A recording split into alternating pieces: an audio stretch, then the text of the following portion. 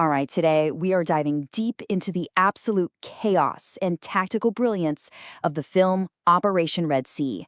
We're going to break down the key moves, the high stakes decisions, and really get into what makes this movie such a powerhouse of modern action cinema.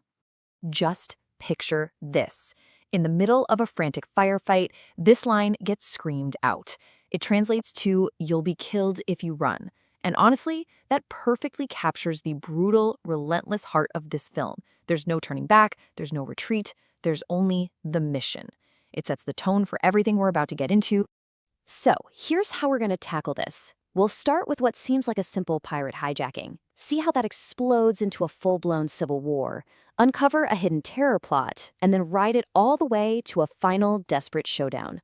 Let's jump in.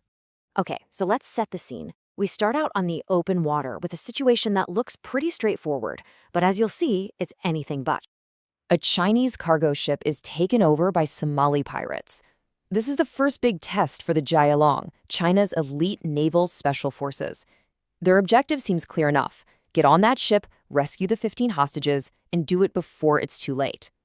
And here's the kicker. Their biggest enemy isn't even the pirates. It's the clock. They've got exactly 15 minutes to succeed before that ship drifts into Somali waters. And at that point, it's game over. The pressure is on big time. But just as they wrap up that rescue, the whole game changes. The mission goes from a single ship to an entire country that is literally tearing itself apart at the seams. A military coup kicks off in the fictional nation of Yaware, and the whole place just erupts into a civil war. So the Jialong's orders get a massive update. Forget the pirates, now you have to evacuate hundreds of Chinese citizens who are trapped in the middle of this war zone.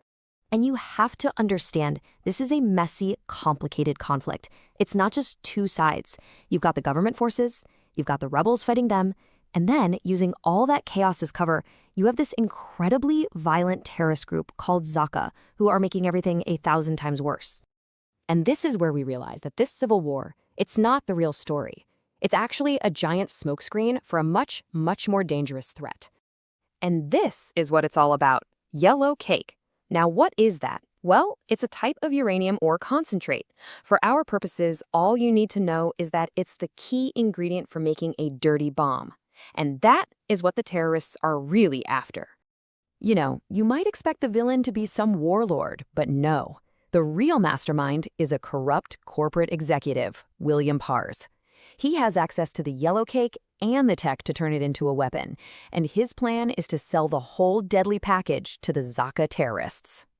And caught right in the middle of this is a journalist named Zian Nan. She's the one who uncovered this entire dirty deal. She has the evidence that could stop them, which of course makes her Zaka's #1 target and the Jialing team's only real hope. So now we're on the ground, deep in enemy territory, and this is where things get really gritty. We're talking street-to-street combat where every single decision is a matter of life and death. And this is where you see just how brilliant they are tactically. To rescue a key hostage, they come up with this incredibly risky plan. First, they sneak into the camp in disguise. Then, they literally swap the hostage with one of their own female soldiers. Step 3, they set off a huge explosion as a diversion, and in the middle of all that chaos, they pull everyone out. The level of precision is just mind-blowing.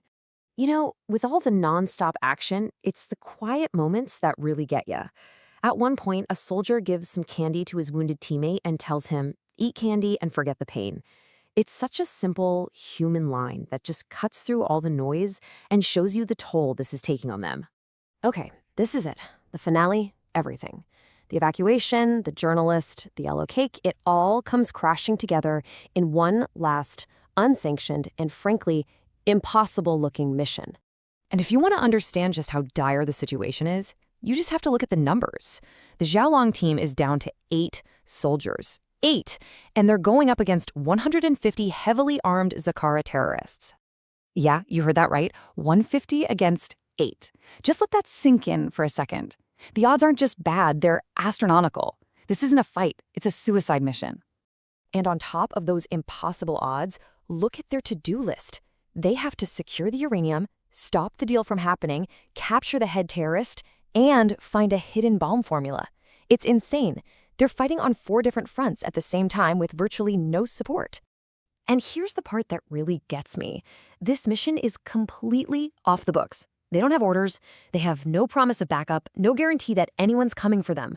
They're going in completely on their own, driven by nothing more than their own conscience. So when you strip away all the action, what is this film really about? It's about what duty truly means. It's about that moment when the official orders stop and your own moral compass has to take over, when the mission becomes less about following a command and more about protecting innocent people. Which leaves us with this one big question. In a fight you know you probably can't win, what is a soldier's real duty? Is it to the mission they were given, or is it to humanity itself? It's a heavy question, and one without any easy answers.